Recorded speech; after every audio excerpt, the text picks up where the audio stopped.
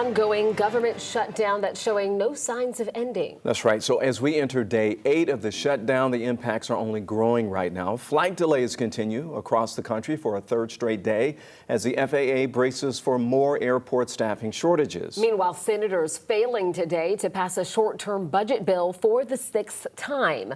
Plans from both parties failed to reach the 60-vote threshold needed to pass. And tonight, cracks are starting to form within the Republican coalition as conservative Georgia Representative Marjorie Taylor Greene indicates she shares some common ground with Democrats. Zach Merchant, co-anchor of the Georgia Vote, spoke with the Congresswoman just a few hours ago. He's joining us now. Zach, what are we learning here? Well, as you know, as our viewers certainly know at this point, health care has been at the center of this entire conversation. It has been the biggest sticking point in these ongoing negotiations in D.C.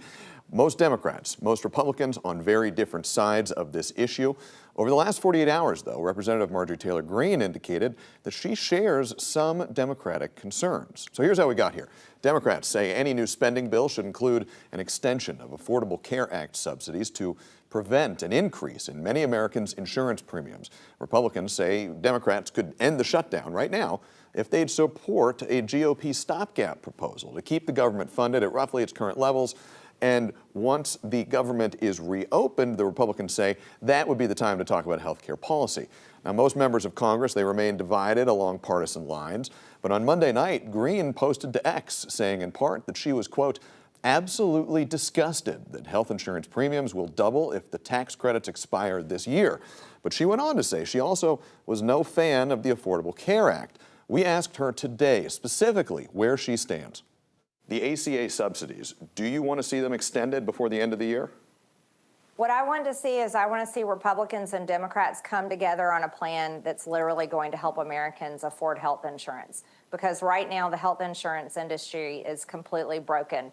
The current system in place, which was passed by the Democrats in 2010, those credits do expire. And if they do expire, we're going to see millions of Americans' health insurance premiums double and even maybe upwards from that.